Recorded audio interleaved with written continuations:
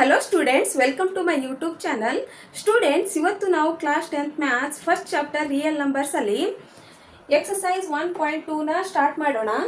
ಈಗ ನಾವು ಲಾಸ್ಟ್ ಕ್ಲಾಸಲ್ಲಿ ಎಕ್ಸಸೈಸ್ 1.1ನ ಕಂಪ್ಲೀಟ್ ಮಾಡಿದ್ದೇವೆ. ಇವತ್ತು ಎಕ್ಸಸೈಸ್ 1.2 ಅಲ್ಲಿ ಕ್ವಶನ್ ನಂಬರ್ 1 ಏನು ಕೊಟ್ಟಿದ್ದಾರೆ ಅಂತ ನೋಡೋಣ. ಪ್ರೂವ್ ದ್ಯಾಟ್ √5 ಇಸ್ ಇರ್ರ್ಯಾಷನಲ್ ಅಂತ ಕೊಟ್ಟಿದ್ದಾರೆ. ಅಂದರೆ √5 ಇರ್ರ್ಯಾಷನಲ್ ಇದೆ, ಅದನ್ನು ಪ್ರೂವ್ ಮಾಡ್ರಿ ಅಂತ ಕೊಟ್ಟಿದ್ದಾರೆ. ಈಗ ಇದನ್ನು ನಾವು ಪ್ರೂವ್ ಮಾಡಬೇಕಂದ್ರೆ ಕಾಂಟ್ರಾಡಿಕ್ಷನ್ ಮೆಥಡನ್ನು ಯೂಸ್ ಮಾಡಿ ಪ್ರೂವ್ ಮಾಡಬೇಕಾಗುತ್ತೆ. ಕಾಂಟ್ರಾಡಿಕ್ಷನ್ ಮೆಥಡ್ ಅಂದರೆ ವೆರಿ ಸಿಂಪಲ್. ಈಗ √5 ಇಸ್ ಇರ್ರ್ಯಾಷನಲ್ ಇದೆಯಲ್ಲ, ಅದನ್ನು ನಾವು ಅದ್ರ ಉಲ್ಟಾ ತಿಳ್ಕೊಳ್ಳೋದು. √5 ಇಸ್ ಇರ್ರ್ಯಾಷನಲ್ ಇದ್ದದನ್ನು ನಾವು ರ್ಯಾಷನಲ್ ಅಂತ ತಿಳ್ಕೊಳ್ಳೋದು. ಇದನ್ನು ನಾವು √5 ಇಸ್ ಇರ್ರ್ಯಾಷನಲ್ ಅನ್ನು ನಾವು √5 ಇಸ್ ರ್ಯಾಷನಲ್ ಅಂತ ಅಸ್ಯೂಮ್ ಮಾಡಿಕೊಂಡು ಕಾಂಟ್ರಾಡಿಕ್ಷನ್ ಮೆಥಡನ್ನು ಯೂಸ್ ಮಾಡಿ ಈ ಥಿಯರಮ್ ಅನ್ನು ನಾವು ಪ್ರೂವ್ ಮಾಡ್ತಾ ಹೋದಂಗೆಲ್ಲ ಮುಂದೆ ಒಂದು ಕಡೆ ಹೋಗಿ ಸ್ಟಾಪ್ ಆಗಿ ಇದು ರ್ಯಾಷನಲ್ ಅಲ್ಲ ಇರ್ರ್ಯಾಷನಲ್ ಅಂತಾನೆ ಪ್ರೂವ್ ಆಗುತ್ತೆ. ಈಗ ನಾವು ಇವು ಏನು ನಂಬರ್ಸ್ ಇದಾವಲ್ಲ, ಈಗ √2, √3 ಮತ್ತು √5 ಮತ್ತು √7 ಇವೇನು ನಂಬರ್ಸ್ ಇದಾವಲ್ಲ, ಅಂಡರ್ ರೂಟಲ್ಲಿ 2, 3 ಇವು ಏನು ಪ್ರೈಮ್ ನಂಬರ್ಸ್ ಇದಾವಲ್ಲ, ಇವೆಲ್ಲ ಇರ್ರ್ಯಾಷನಲ್ ನಂಬರ್ಸ್ಗಳು. ನಾವು ಲಾಸ್ಟ್ ಕ್ಲಾಸಲ್ಲಿ ಥಿಯರಮ್ 1.3ಯಲ್ಲಿ √2 ಈಸ್ ಇರ್ರ್ಯಾಷನಲ್ ಅಂತ ಪ್ರೂವ್ ಮಾಡಿದ್ದೇವೆ. ಈಗ ನಾವು ಅಲ್ಲಿ ಕಾಂಟ್ರಾಡಿಕ್ಷನ್ ಮೆಥಡನ್ನು ಯೂಸ್ ಮಾಡಿ ಪ್ರೂವ್ ಮಾಡಿದ್ದೇವೆ. ಅದೇ ಸೇಮ್ ಮೆಥಡನ್ನು ಇಲ್ಲಿ ಕೂಡ ಅಪ್ಲೈ ಮಾಡಬೇಕು. ಅದೇ ಸೇಮ್ ಮೆಥಡಿಂದ ಇದನ್ನು ಕೂಡ ನಾವು √5 ಇಸ್ ಇರ್ರ್ಯಾಷನಲ್ ಅಂತ ಪ್ರೂವ್ ಮಾಡಬೇಕು.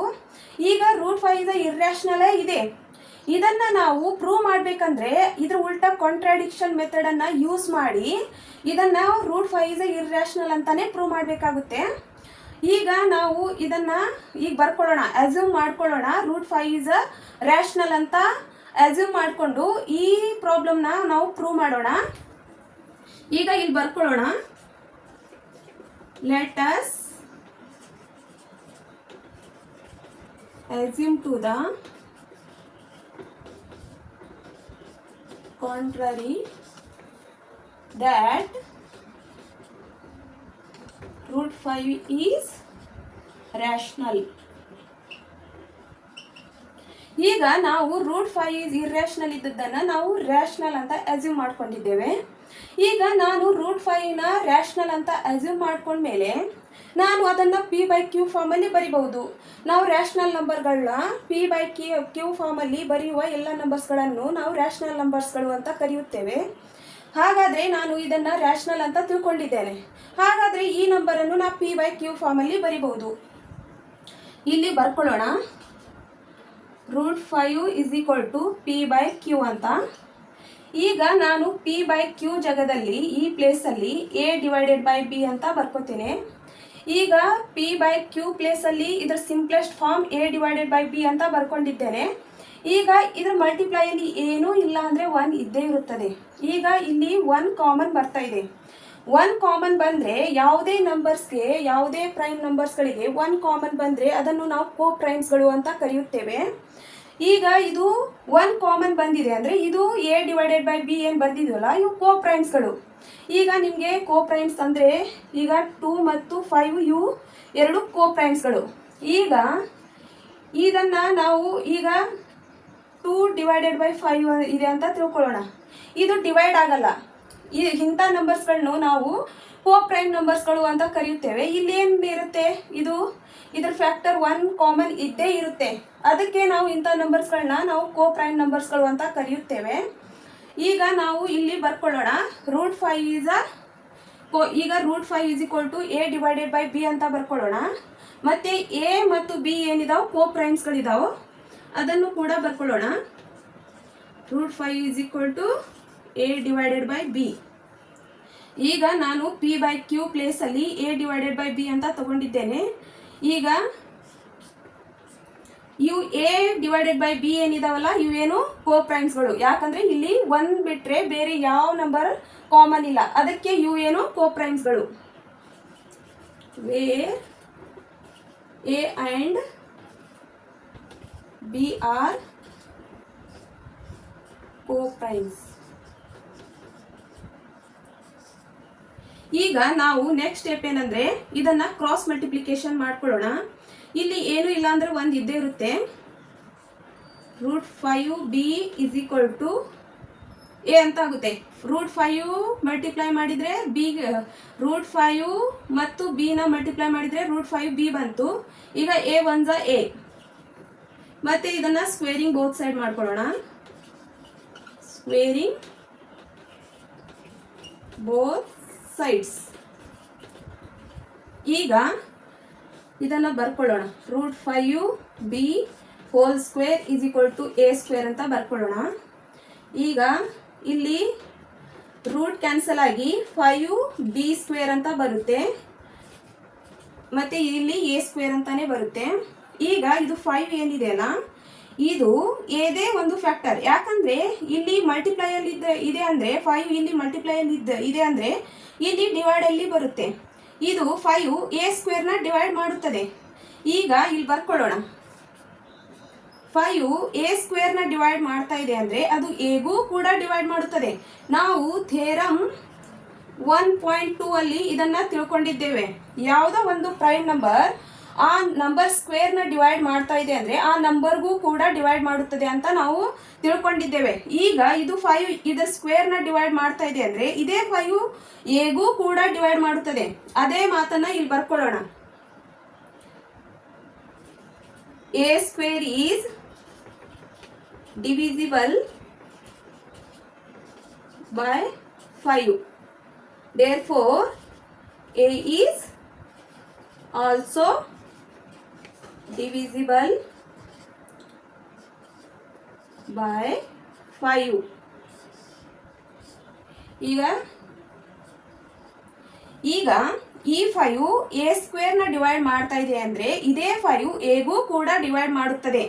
ಈಗ ನಾವು ಇದನ್ನು ಹೀಗೆ ಕೂಡ ಬರ್ಕೋಬಹುದು.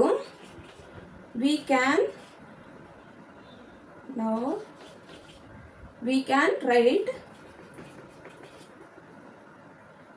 a = 5c. ಅಂದ್ರೆ 5 a² ಫ್ಯಾಕ್ಟರ್ ಆಗಿದೆ ಮತ್ತೆ ಎದು ಕೂಡ ಫ್ಯಾಕ್ಟರ್ ಆಗಿದೆ. ಯಾಕಂದ್ರೆ ಅದು a² ಡಿವೈಡ್ ಮಾಡ್ತಾ ಇದೆ ಮತ್ತೆ ಎಗೂ ಕೂಡ ಡಿವೈಡ್ ಮಾಡ್ತಾ ಇದೆ. ಅದಕ್ಕೆ ನಾವು a = 5c ಅಂತ ಬರ್ಕೋಬಹುದು. ಸಿ ಯಾಕೆ ಬರ್ಕೊಂಡಿದ್ದೇನೆ ಅಂದ್ರೆ ಇದರ ಮಲ್ಟಿಪ್ಲೈ ಅಲ್ಲಿ ಸಿ ಯಾಕೆ ಬರ್ಕೊಂಡಿದ್ದೇನೆ ಅಂದ್ರೆ ಅದು ಯಾವ್ದಾದ್ರು ಇಂಟಿಜರ್ಸ್ ಆಗಿರ್ಬಹುದು. ಇಲ್ಲಿ ಬರ್ಕೊಳ್ಳೋಣ.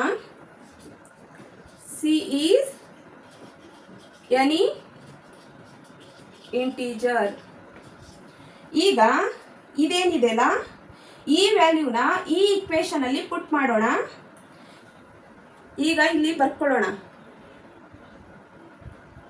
ಈಗ ಈ ವ್ಯಾಲ್ಯೂನ ಈ ಇಕ್ವೇಶನ್ ಅಲ್ಲಿ ಪುಟ್ ಮಾಡೋಣ. ಈಗ √5b = a ಇದೆ ಅಲ್ಲ, ಈಗ √5b ಈ ಇಕ್ವೇಶನ್ ಇಲ್ಲಿ ಬರ್ಕೋತಾ ಇದ್ದೀನಿ. ಈ ಇಕ್ವೇಶನ್ ಅನ್ನು ನಾನು ಇಲ್ಲಿ ಬರ್ಕೋತಾ ಇದ್ದೇನೆ. ಈಗ ಎ ಜಾಗದಲ್ಲಿ ನಾವು ಎ ಅಂದ್ರೆ ಏನಿದೆ 5c ಅದನ್ನ ಬರ್ಕೊಳ್ಳೋಣ. ನೆಕ್ಸ್ಟ್ ಇಲ್ಲಿ ಬರ್ಕೊಳ್ಳೋಣ. ಈಗ ಈ ಇಕ್ವೇಶನ್ ಅಲ್ಲಿ √5b = a ಫ್ರಮ್ ಅಬೌವ್. ಈಗ ಈ ಇಕ್ವೇಶನ್ ಅನ್ನು ನಾವು ಇಲ್ಲಿಂದ ತಗೊಂಡಿದ್ದೇವೆ, ಅದಕ್ಕೆ ನಾನು ಇಲ್ಲಿ ಇದನ್ನ ಬರ್ದಿದ್ದೀನಿ. ಈಗ ಇದನ್ನ ಇದೇ ಸೇಮ್ ಮೆಥಡ್ ಇಂದ ಇಲ್ಲಿ ಸ್ಕ್ವೇರಿಂಗ್ ಬೋತ್ ಸೈಡ್ ಮಾಡೋಣ.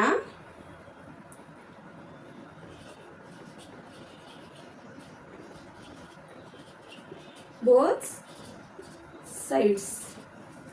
ಈಗ ಇದನ್ನ √5b² = 5c² ಅಂತ ಆಗುತ್ತೆ. ಇದು ಸ್ಕ್ವೇರ್ ಮಾಡಿದ್ರೆ ರೂಟ್ ಕ್ಯಾನ್ಸಲ್ ಆಗಿ 5b² ಅಂತ ಆಗುತ್ತೆ. ಮತ್ತೆ ಇಲ್ಲಿ 25c² ಅಂತ ಆಗುತ್ತೆ. ಈಗ ಇಲ್ಲಿ 5 ಇಲ್ಲಿ ಮಲ್ಟಿಪ್ಲೈ ಅಲ್ಲಿ ಇದ್ರೆ ಇಲ್ಲಿ ಡಿವೈಡ್ ಅಲ್ಲಿ ಬರುತ್ತೆ. ಅದಕ್ಕೆ ಇಲ್ಲಿ ಬರ್ಕೊಳ್ಳೋಣ. 5b² = 25 divided by b², 5 ಇಲ್ಲಿ 25 divided by 5 ಅಂತ ಬರ್ಕೊಂಡಿದ್ದೇನೆ. ಮತ್ತೆ ಇಲ್ಲಿ ಸ್ಕ್ವೇರ್ ಬರುತ್ತೆ, c² ಬರುತ್ತೆ. ಈಗ ಇದನ್ನ ಡಿವೈಡ್ ಮಾಡೋಣ. 5 1s 5 5s. ಅದಕ್ಕೆ ಇಲ್ಲಿ ಆನ್ಸರ್ ಏನು ಬಂದಿದೆ ಅಂದ್ರೆ b² = 5c² ಅಂತ ಬಂದಿದೆ. ಈಗ ಇಲ್ಲಿ ಬರ್ಕೊಳ್ಳೋಣ. ಇದು 5 ಏನಿದೆ ಇದು ಇಲ್ಲಿ ಮಲ್ಟಿಪ್ಲೈಯಲ್ಲಿದ್ದರೆ ಇಲ್ಲಿ ಡಿವೈಡಲ್ಲಿ ಬರುತ್ತದೆ. ಇದು 5 ಬಿದೇ ಒಂದು ಫ್ಯಾಕ್ಟರ್ ಆಗಿದೆ. ಈ 5 b² ಡಿವೈಡ್ ಮಾಡ್ತಾ ಇದೆ ಅಂದರೆ ಬಿಗೂ ಕೂಡ ಡಿವೈಡ್ ಮಾಡುತ್ತದೆ. ನಾವು ಥಿಯರಮ್ 1.2 ಅಲ್ಲಿ ತಿಳ್ಕೊಂಡಿದ್ದೇವೆ, ಅದನ್ನೇ ಇಲ್ಲಿ ಬರ್ಕೊಳ್ಳೋಣ. b² is divisible by 5, therefore b is also divisible by 5. ಈಗ 5 b² ಡಿವೈಡ್ ಮಾಡ್ತಾ ಇದೆ ಅಂದರೆ 5 ಬಿಗೂ ಕೂಡ ಡಿವೈಡ್ ಮಾಡುತ್ತದೆ. ಈಗ ಇಲ್ಲಿ ಕಾಂಟ್ರಾಡಿಕ್ಷನ್ ಅರೈಸ್ ಆಯಿತು. ಯಾಕಂದರೆ ಇಲ್ಲಿ 5 ಕಾಮನ್ ಬರ್ತಾ ಇದೆ ಈ ಇಕ್ವೇಷನಲ್ಲಿ ಮತ್ತು ಈ ಇಕ್ವೇಷನಲ್ಲಿ 5 ಕಾಮನ್ ಬರ್ತಾ ಇದೆ. ಇದು ಇಕ್ವೇಷನ್ ನಂಬರ್ 2 ಮತ್ತು ಇದು ಇಕ್ವೇಷನ್ ನಂಬರ್ 1. ಈಗ ಇವೆರಡೂ ಇಕ್ವೇಷನಲ್ಲಿ 5 ಕಾಮನ್ ಬರ್ತಾ ಇದೆ. ನಾವು ಏನಂತ ತಿಳ್ಕೊಂಡಿದ್ವಿ, 1 ನಂಬರ್ ಬಿಟ್ಟರೆ ಬೇರೆ ಯಾವ ನಂಬರ್ ಕಾಮನ್ ಇಲ್ಲ ಅಂತ ತಿಳ್ಕೊಂಡಿದ್ವಿ. ಅದಕ್ಕೆ a/b ಏನು ಇದಾವಲ್ಲ ಅವು ಕೋ ಪ್ರೈಮ್ಸ್ಗಳು ಅಂತ ನಾವು ತಿಳ್ಕೊಂಡಿದ್ದೇವೆ. ನಾವು ಅದನ್ನೇ ಇಲ್ಲಿ ಬರ್ದಿದ್ದೇನೆ, a/b ಆರ್ ಕೋ ಪ್ರೈಮ್ಸ್ ಅಂತ ಇಲ್ಲಿ ಬರ್ತಿದ್ದೇನೆ. ಯಾಕಂದ್ರೆ ಇಲ್ಲಿ ನಾವು ಏನಂತ ತಿಳ್ಕೊಂಡಿದ್ವಿ, 1 ಬಿಟ್ಟರೆ ಬೇರೆ ಯಾವ ನಂಬರ್ ಕಾಮನ್ ಇಲ್ಲ ಅಂತ ತಿಳ್ಕೊಂಡಿದ್ವಿ. ಇಲ್ಲಿ ಏನು ಕಾಮನ್ ಬರ್ತಾ ಇದೆ, ಇಲ್ಲಿ 5 ಕಾಮನ್ ಬರ್ತಾ ಇದೆ. ಈಗ ಇಲ್ಲಿ 5 ಕಾಮನ್ ಬರ್ತಾ ಇದೆ ಅಂದರೆ ಇಲ್ಲಿ ಕಾಂಟ್ರಾಡಿಕ್ಷನ್ ಅರೈಸ್ ಆಗಿದೆ. ಯಾಕಂದ್ರೆ ಇಲ್ಲಿ ನಾವು 1 ಬಿಟ್ಟರೆ ಬೇರೆ ಯಾವ ನಂಬರ್ ಕಾಮನ್ ಇಲ್ಲ ಅಂತ ತಿಳ್ಕೊಂಡಿದ್ವಿ. a² ಇದ್ದಲ್ಲಿ 5 ಕಾಮನ್ ಬರ್ತಾ ಇದೆ ಮತ್ತು b² ಇದ್ದಲ್ಲಿನೂ 5 ಬರ್ತಾ ಇದೆ. ಅದಕ್ಕೆ ಇಲ್ಲಿ 5 ಕಾಮನ್ ಬಂದಿದೆ. ಅದರಿಂದ ಇಲ್ಲಿ ಕಾಂಟ್ರಾಡಿಕ್ಷನ್ ಅರೈಸ್ ಆಗಿದೆ. ಅದೇ ರೀಸನನ್ನು ನಾವು ಯಾಕಂದರೆ ಸ್ಟಾರ್ಟಿಂಗಲ್ಲಿ ನಾವು ತಪ್ಪು ಅಸ್ಯೂಮ್ನ ಮಾಡ್ಕೊಂಡಿದ್ದೇವೆ. ಈಗ √5 ಈಸ್ ಅ ರ್ಯಾಷನಲ್ ಅಂತ ತಿಳ್ಕೊಂಡಿದ್ವಲ್ಲ, ಅದು ತಪ್ಪು ಅಂತ ಇಲ್ಲಿ ಪ್ರೂವ್ ಆಗಿದೆ. ಯಾಕಂದರೆ √5 ಕಾಮನ್ ಬರ್ತಾ ಇದೆ. ನಾವು 1 ಬಿಟ್ಟರೆ ಬೇರೆ ಯಾವ ನಂಬರ್ ಕಾಮನ್ ಇಲ್ಲ ಅಂತ ತಿಳ್ಕೊಂಡಿದ್ವಿ. ಯಾಕಂದರೆ ನಾವು ಸ್ಟಾರ್ಟಿಂಗಲ್ಲೇ ನಾವು ಇನ್ಕರೆಕ್ಟ್ ಅಸಂಪ್ಷನ್ ಮಾಡ್ಕೊಂಡಿದ್ದಕ್ಕೇನೆ ಇದು ಕಾಂಟ್ರಾಡಿಕ್ಷನ್ ಅರೈಸ್ ಆಗಿದೆ. ಈಗ ಕಾಂಟ್ರಾಡಿಕ್ಷನ್ ಅರೈಸ್ ಆಗಿ √5 ಈಸ್ ಅ ಇರ್ರ್ಯಾಷನಲ್ ಅಂತ ಪ್ರೂವ್ ಆಗಿದೆ. √5 ಈಸ್ ಅ ರ್ಯಾಷನಲ್ ಅಲ್ಲ, ಇರ್ರ್ಯಾಷನಲ್ ಅಂತ ಪ್ರೂವ್ ಆಗಿದೆ. ಅದೇ ಕ್ವಶನ್ ನಂಬರ್ 1 ಮತ್ತು ಕ್ವಶನ್ ನಂಬರ್ 2 ಇಂದ ರೀಸನ್ಗಳನ್ನ ನಾವು ಇಲ್ಲಿ ಓದ್ಕೊಳ್ಳೋಣ. a and b have at least 5 as a common factor. ಅಂದರೆ a ಮತ್ತು b ಏನಿದೆಯಲ್ಲ 5 ಕಾಮನ್ ಫ್ಯಾಕ್ಟರ್ನ ಹೊಂದಿದೆ. But this contradicts the fact that a and b are co-frames. ನಾವು ಇಲ್ಲಿ ಯಾಕೆ ಇಲ್ಲಿ ಕಾಂಟ್ರಾಡಿಕ್ಟ್ಸ್ ಆಯ್ತಂದ್ರೆ, ಮತ್ತು a and b ಏನಿದಾವಲ್ಲ, ನಾವು a and b ಏನಿದಾವಲ್ಲ ಇವನ್ ಕೋ ಪ್ರೈಮ್ಸ್ ಅಂತ ತಿಳ್ಕೊಂಡಿದ್ವಿ. ಯಾಕಂದ್ರೆ 1 ಬಿಟ್ರೆ ಬೇರೆ ಯಾವ ನಂಬರ್ ಕಾಮನ್ ಇಲ್ಲ ಅಂತ ತಿಳ್ಕೊಂಡಿದ್ವಿ. ಇಲ್ಲಿ a ಮತ್ತು b a² ಮತ್ತು b² ಇದ್ದಲ್ಲಿ 5 ಕಾಮನ್ ಬರ್ತಾ ಇದೆ. ಈಗ 5 a² ಫ್ಯಾಕ್ಟರ್ ಆಗಿದೆ ಅಂದ್ರೆ a ಫ್ಯಾಕ್ಟರ್ ಆಗಿರುತ್ತದೆ, ಮತ್ತೆ 5 b² ಫ್ಯಾಕ್ಟರ್ ಆಗಿದೆ ಅಂದರೆ b ಫ್ಯಾಕ್ಟರ್ ಆಗಿರುತ್ತೆ. ಈಗ a ಮತ್ತು a² ಮತ್ತು b² ಇದ್ದಲ್ಲಿ 5 ಕಾಮನ್ ಬರ್ತಾ ಇದೆ. ಹಾಗಾದರೆ 5ನೇ ಕಾಮನ್ ಇದೆ. ಅದಕ್ಕೆ ಇಲ್ಲಿ ಕಾಂಟ್ರಾಡಿಕ್ಟ್ಸ್ ಎದಕ್ಕೆ ಅರೈಸ್ ಆತಂದರೆ ನಾವು ತಪ್ಪು ಅಸಂಪ್ಷನ್ ಮಾಡ್ಕೊಂಡಿದ್ದಕ್ಕೆ ಅರೈಸ್ ಆಯಿತು. This contradiction has arisen because of our incorrect assumption that √5 is irrational ಅಂತ. ಈಗ ನಾವು √5 is rational ಅಂತ ಏನು ತಿಳ್ಕೊಂಡಿದ್ವಲ್ಲ, ಆದ್ದರಿಂದನೇ ಇದು ಕಾಂಟ್ರಾಡಿಕ್ಷನ್ ಅರೈಸ್ ಆಗಿದೆ. ನಾವು ಇನ್ಕರೆಕ್ಟ್ ಅಸಂಪ್ಷನ್ ಮಾಡ್ಕೊಂಡಿದ್ದರಿಂದಲೇ ಇದು ಅರೈಸ್ ಆಗಿದೆ. So we concludes that √5 is a irrational. ಈಗ ಲಾಸ್ಟಿಗೆ ಅದು ಪ್ರೂವ್ ಆಗಿ ಬಂದಿದೆ, √5 is a irrational ಅಂತಾನೆ ಪ್ರೂವ್ ಆಗಿ ಬಂದಿದೆ. ಯಾಕಂದ್ರೆ ಇಲ್ಲಿ 5 ಕಾಮನ್ ಬರ್ತಾ ಇದೆ. ನಾವು 1 ಬಿಟ್ರೆ ಬೇರೆ ಯಾವ ನಂಬರ್ ಕಾಮನ್ ಇಲ್ಲ ಅಂತ ತಿಳ್ಕೊಂಡಿದ್ವಿ. ಈಗ 5 ಕಾಮನ್ ಬಂದಿರೋದ್ರಿಂದ ಇಲ್ಲಿ ನಮಗೆ ಪ್ರೂವ್ ಆಗಿದೆ √5 is a irrational ಅಂತ. ಈಗ ಇದು ಕಾನ್ಸೆಪ್ಟ್ಸ್ ಎಲ್ಲ ನಿಮಗೆ ಕ್ಲಿಯರ್ ಆಗಿದೆ ಅಂತ ತಿಳ್ಕೊತೀನಿ. ಈಗ ನಾವು ನೆಕ್ಸ್ಟ್ ಕ್ಲಾಸಲ್ಲಿ ಕ್ವಶನ್ ನಂಬರ್ 2ನ ಸಾಲ್ವ್ ಮಾಡೋಣ. ಈಗ ನಿಮಗೆ ಇದರಲ್ಲಿ ಏನಾದರೂ ಡೌಟ್ಸ್ ಇದ್ದರೆ ನನಗೆ ಕಮೆಂಟ್ಸ್ ಮಾಡಿ. ನನ್ನ ಕ್ಲಾಸ್ ನಿಮಗೆ ಲೈಕ್ ಆದರೆ ಲೈಕ್ ಮಾಡಿ, ಮತ್ತು ಶೇರ್ ಮಾಡಿ, ಮತ್ತು ನನ್ನ ಚಾನಲ್ನ ಸಬ್ಸ್ಕ್ರೈಬ್ ಮಾಡಿಕೊಡಿ. Thank you for watching.